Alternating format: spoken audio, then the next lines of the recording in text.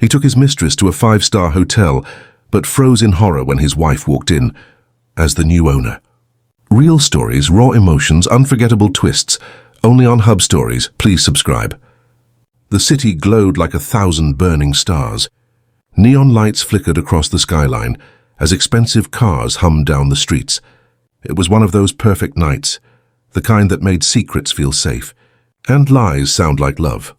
Inside a sleek black Mercedes, Daniel Brooks leaned back in his seat, the faint smirk on his lips revealing a man too comfortable with deceit. Beside him sat Clara, young, radiant, and dangerously naive.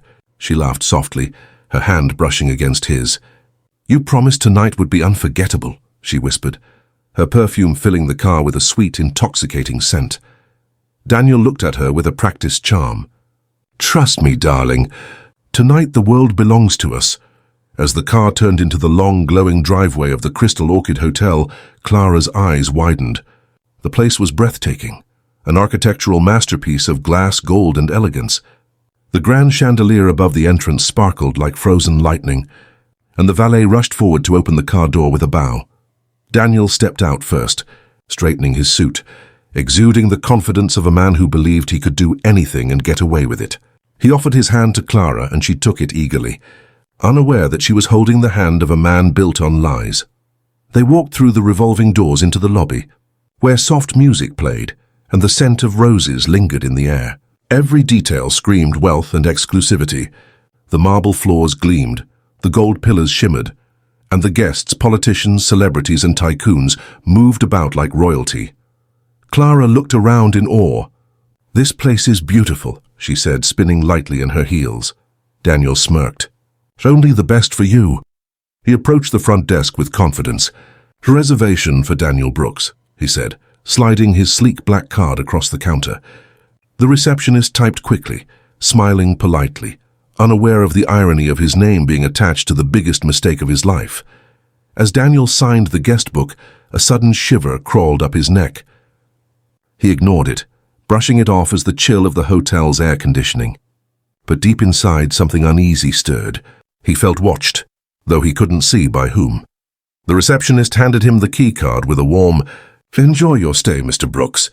He placed his hand on Clara's waist as they made their way toward the elevator. The mirrored doors slid open, reflecting their image. Daniel, tall and composed. Clara, glowing with excitement. But if you looked closely, you'd see something else in his reflection. Guilt, faint but flickering like a candle refusing to die. As the elevator ascended, Clara leaned against his shoulder. "You're always so calm," she said softly. "Aren't you ever afraid of being caught?" Daniel chuckled under his breath. "When you have power, no one catches you." He said it with arrogance, but his eyes betrayed him. Deep down, a storm was gathering. He just didn't know that the one person he'd underestimated was the woman he once vowed to love forever. And tonight, she was closer than he could ever imagine. The city's heartbeat throbbed beneath the glow of office towers, but in a quiet corner of one of those towers sat Emily Brooks, a woman who once believed love could survive anything. Tonight, her hands rested calmly on a single document, the final signature that would change her life forever. The soft golden light from her office lamp painted her face in hues of quiet strength. Her dark hair was pulled back neatly, her eyes focused yet distant. In front of her lay the acquisition papers for the Crystal Orchid Hotel, the very same hotel her husband, Daniel, had once called a place for the elite. For years, Emily had been Daniel's shadow, the perfect wife who smiled at business dinners, who stayed home while he worked late, who believed his lies because her heart refused to see the truth. But over time, love's warmth had turned cold. She had noticed the subtle signs, the distant glances, the late-night phone calls that ended too quickly, the perfume that wasn't hers lingering on his jacket. Yet she never confronted him. She didn't scream, didn't beg, didn't break. Instead, she watched. She learned. She built. While Daniel spent his nights chasing illusions, Emily spent hers studying balance sheets, investment strategies, and business trends. She transformed her quiet pain into power, investing, acquiring, growing. Brick by brick, she built an empire that no betrayal could destroy. And now the final piece was hers, the Crystal Orchid Hotel. Her secretary entered quietly, "Ma'am, the papers are ready for signing." Emily nodded, her voice calm. "Thank you, Rachel." She picked up the pen, her hand steady.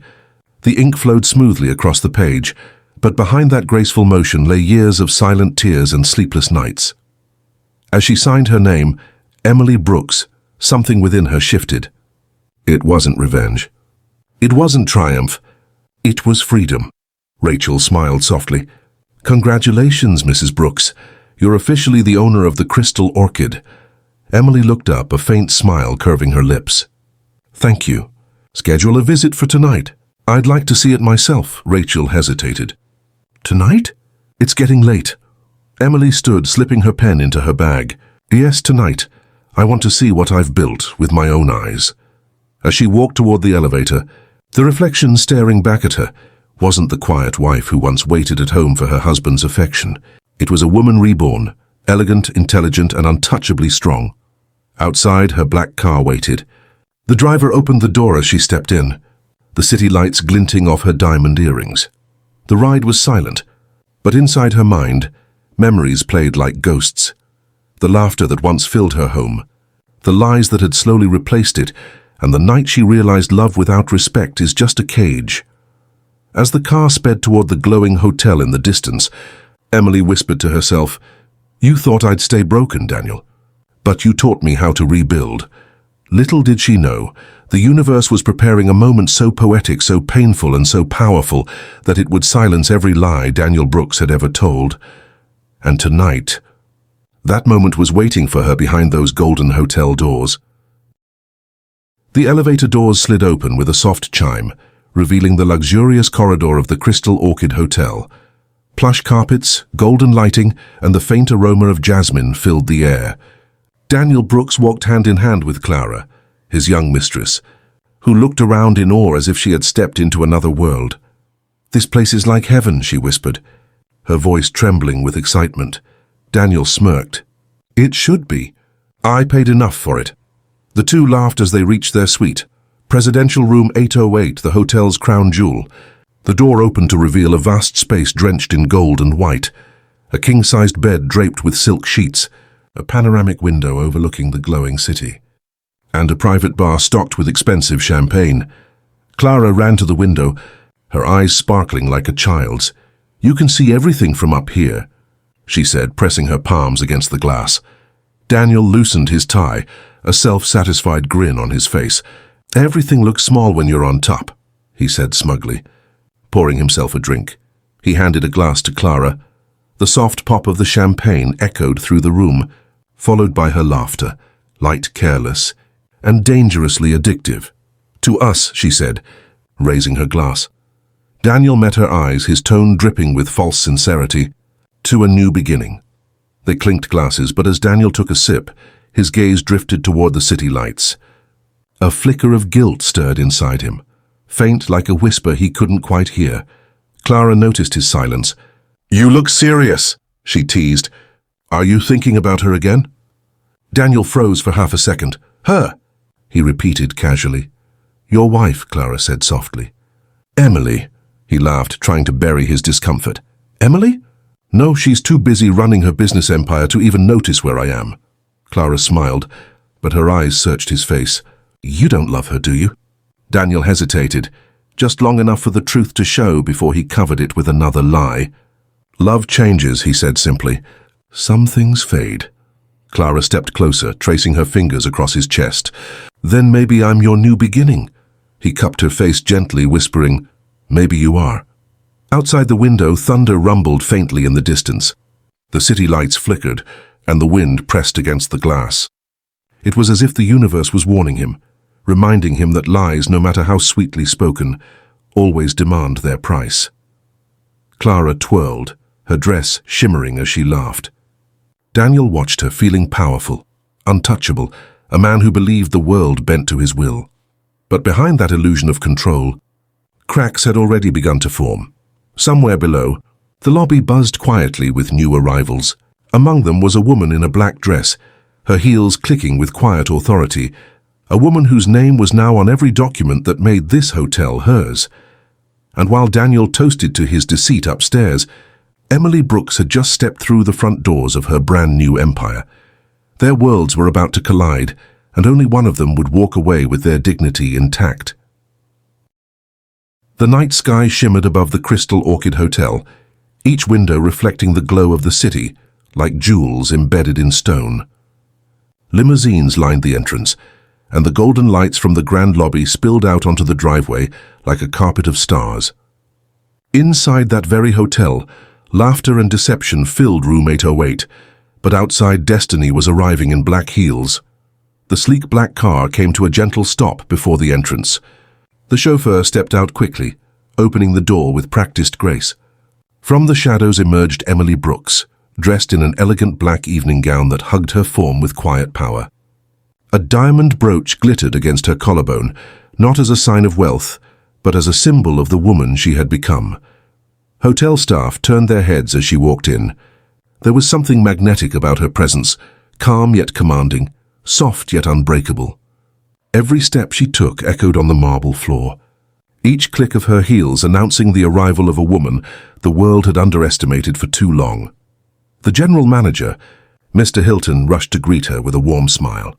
"Mrs. Brooks, welcome to the Crystal Orchid. We're honored to finally have you here." Emily returned a polite smile. "Thank you, Mr. Hilton.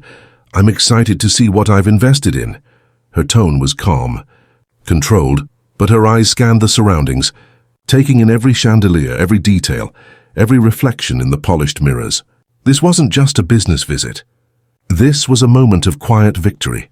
For years she had lived in Daniel's shadow, listening to him speak about luxury hotels and high-class business meetings, never knowing those same walls might one day hold his betrayal.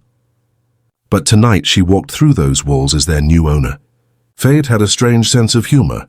"Would you like to begin the inspection?" Mr. Hilton asked. "Yes," Emily replied. "Start with the executive floors." They entered the golden elevator, its mirrored walls reflecting Emily's calm expression. But inside, her heart pulsed with an unshakable tension. The faint scent of an unfamiliar perfume lingered in the air, sweet, floral, expensive. It made her stomach tighten for reasons she couldn't explain.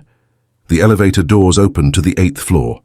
The lights were dimmer here, the hall quieter. The soft hum of music drifted from one of the luxury suites, a melody too intimate for a business night. Emily paused. "Which room is that?" she asked softly. Mr. Hilton checked his clipboard. "That would be the presidential suite room 808. It's currently occupied by a Mr. Daniel Brooks." The world stopped. For a moment, Emily said nothing. Her expression didn't change, but her hands tightened around her purse. Mr. Hilton looked at her nervously. "Is everything all right, Mrs. Brooks?" She forced a gentle smile. "Yes, everything is perfectly fine." But inside, her heart thundered like a drum. The same man who once promised her the world was now under her roof, in her hotel, living a lie that was about to unravel in the most poetic way possible. And as she walked down the hall, her heels striking the marble with unwavering rhythm, fate began its final countdown. Inside room 808, the soft glow of golden lamps shimmered against the mirrored walls. Laughter filled the air, a careless, hollow kind of laughter that came from a man who believed his secrets would always stay hidden. Daniel Brooks leaned back on the couch, his tie loosened, a glass of champagne in hand. Clara danced barefoot across the marble floor, twirling in delight, her silk dress catching the light like fire. "You spoil me too much," she said playfully, plucking a strawberry from the fruit platter and pressing it against his lips. Daniel chuckled, tasting both the fruit and the danger. "Oh, you deserve it, Clara. A woman like you shouldn't have to settle for less." Clara giggled, leaning into him. "And your wife?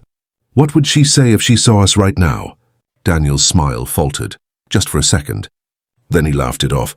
"Emily? She's busy signing contracts or running another business meeting. Trust me, she's not thinking about me." Clara smirked, but her words carried irony. "Maybe she's thinking about what you're doing when you're not home." Daniel poured more champagne, brushing aside her comment. "She trusts me. That's what makes everything easier." And with that, he sealed his own fate. Suddenly, a knock at the door. Daniel frowned. "Room service?" He hadn't ordered anything. The knock came again, firm, confident. Clara straightened her dress, glancing at the door. "Maybe they've got the wrong room." Daniel sighed, setting down his glass. Probably. He walked across the room, unbuttoning the top of his shirt as he reached for the handle. The door clicked open, and in that instant, everything stopped. Standing there, illuminated by the soft hallway light, was Emily Brooks. Her black dress shimmered faintly under the chandelier. Her hair fell elegantly over her shoulders, her face calm but unreadable. Behind her stood the hotel manager, Mr. Hilton, holding a clipboard and wearing a nervous smile. "Good evening, Mrs. Brooks," he said politely. "Shall we continue the inspection?" Daniel froze. The glass slipped from his hand and shattered on the floor, spilling champagne across the marble like liquid guilt. "Emily," he stammered, his voice trembling. "What are you doing here?" Emily's eyes met his. Her expression was not one of anger, but something far colder. Calm, controlled, powerful. "I could ask you the same thing," she said softly, her tone sharp as glass. "What are you doing?" "In my hotel." Clara's face turned white. "Your hotel?" she whispered, eyes darting between them. "Wait, you're his wife?" Emily turned her gaze toward Clara, not with hate but with pity. "Yes, dear. I'm the wife." Clara's lip trembled and she took a step back, realizing she was standing inside a storm she was never meant to survive. Daniel's mind raced. Lies. Excuses, explanations, but nothing came out. His world, carefully built on deception, was collapsing before his eyes. The air thickened. The silence was deafening. Emily looked around the room, the wine glasses, the unmade bed, the discarded tie.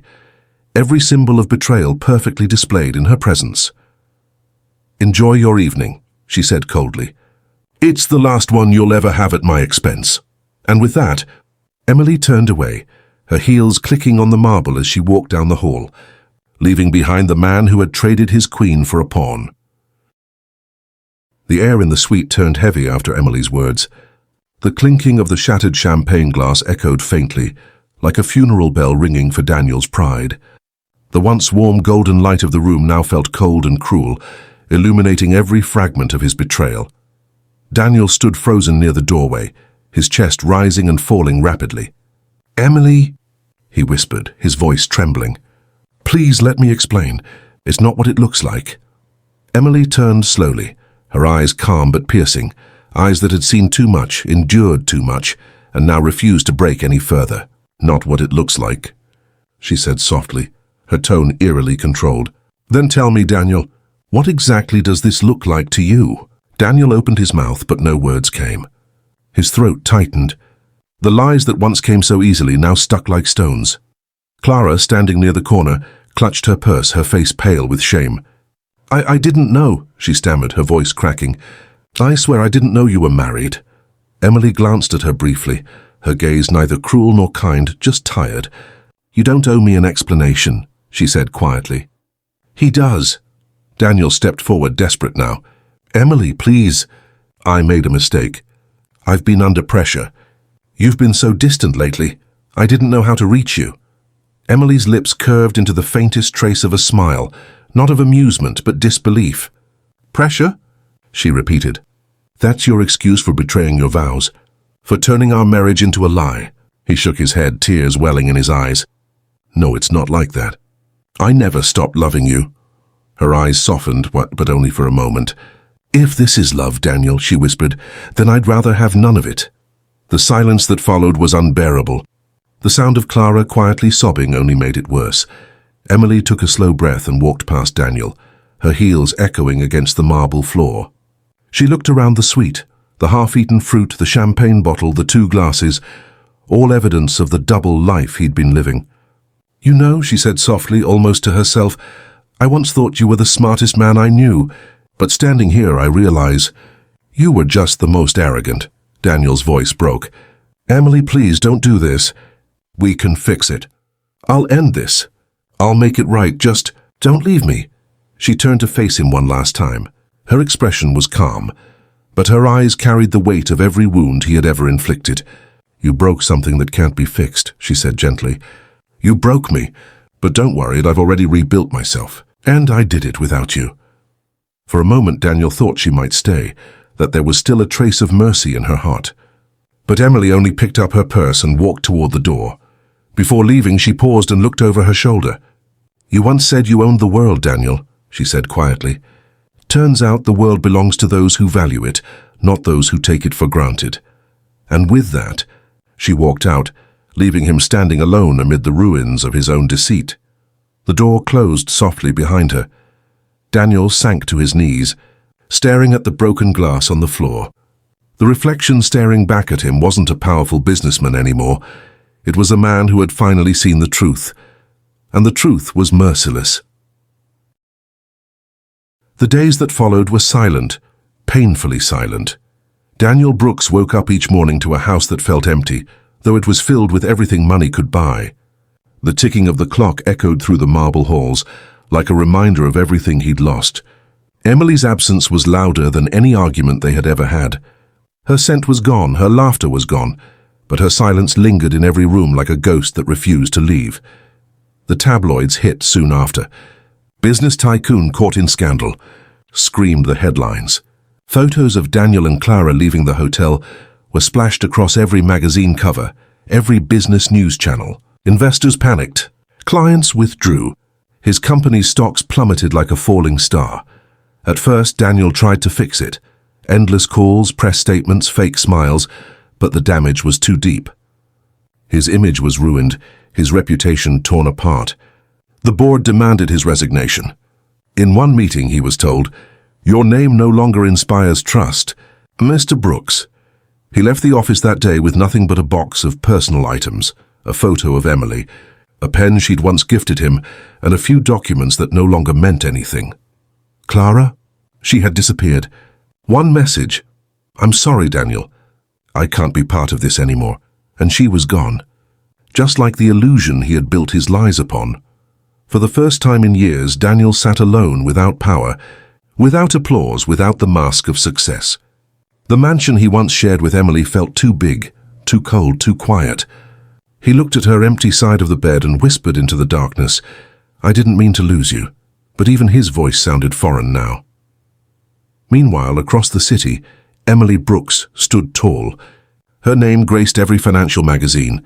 "The woman who rose from betrayal," one headline read. She had taken control of her businesses with fierce grace, turning pain into purpose. At the grand opening of the Crystal Orchid Hotel under her ownership, reporters filled the lobby. Cameras flashed as she addressed them with calm confidence. "This hotel," she said, her voice steady, "isn't just a business. It's a reminder that strength isn't found in avoiding pain, but in rebuilding after it." The crowd applauded, not just for her success, but for her courage. She had become a symbol of resilience, a reminder that no betrayal can destroy a person who learns to stand again. That evening, Daniel came to the hotel quietly, wearing a plain suit, a shadow of the man he once was. He walked through the same lobby where he had once strutted proudly with Clara. The staff barely recognized him. He made his way to room 808, the room where everything fell apart. The door was empty now, the suite cleaned, spotless, silent. He stood there for a long time, staring at the view of the glittering city through the glass. Tears filled his eyes as he whispered, "I had everything, and I lost it all for nothing." For the first time, Daniel understood what true loneliness felt like. Not the kind that comes from being alone, but the kind that comes from realizing you pushed away the only person who truly loved you. And outside that same hotel, the world moved on, bright, alive, and unbothered by one man's regret. The price of betrayal had been paid in full. The night stretched across the city like a velvet blanket studded with diamonds. From the top floor of her penthouse, Emily Brooks stood on the balcony watching the world below. The same city that had once witnessed her heartbreak now glowed beneath her feet, like it finally bowed to the woman she had become. The wind brushed through her hair as she sipped her tea slowly, her reflection shimmering in the glass behind her. Gone was the woman who once waited by the window for her husband to come home. Gone was the woman who cried into her pillow, wondering what she had done wrong. In her place stood someone new, refined, calm and unshakably strong. Behind her, the faint hum of life filled the room. Phone calls from partners, congratulatory messages, invitations to interviews and charity events. Emily Brooks was now a name that carried weight, not because of her husband but because of herself. She had become a symbol of endurance, of grace, of victory after pain. But despite her success, she didn't smile out of pride. Her satisfaction came not from revenge, but from freedom, the quiet kind that comes when you've finally closed a chapter without hate in your heart. Her assistant, Rachel, entered softly. "Ma'am," she said, "the annual gala for the Crystal Orchid is scheduled for next week. Would you like to attend?" Emily turned, setting her cup down. "Of course," she replied. "It's important to celebrate what we've built." Rachel nodded. "And, if I may say, you've built something incredible." Emily smiled gently. "Not just a hotel, Rachel," she said. "I built myself back." Later that evening, she sat by her desk, sorting through old documents. Among them, she found a framed photograph, her and Daniel from happier days. They were young, hopeful, blind to what lay ahead. For a long moment, she stared at it. Then she placed it face down on the table. It didn't hurt anymore. It was simply over. Meanwhile, Daniel sat in a small apartment on the other side of town. The same man who once dined with CEOs, now staring at unpaid bills and empty bottles. He scrolled through social media and saw her photo. Emily, radiant, surrounded by journalists and admirers, her smile brighter than ever. For a moment, he almost smiled too. Because deep down, even he knew she deserved it. She had been the best thing in his life, and he had been the one to destroy it. Back at the penthouse, Emily stood by the window once more. The city sparkled, and far below, the Crystal Orchid Hotel glowed like a beacon, her beacon. She whispered softly into the night, her words carried by the wind. "I didn't lose him. He lost me." And for the first time in years, she felt at peace. Not because Daniel had fallen, but because she had risen. The camera of life had finally panned out, and the frame belonged entirely to her, a woman reborn. A queen risen. The story of Emily Brooks was no longer one of betrayal. It was one of triumph, and the world and watching from below could only admire the light of a woman who learned to shine alone.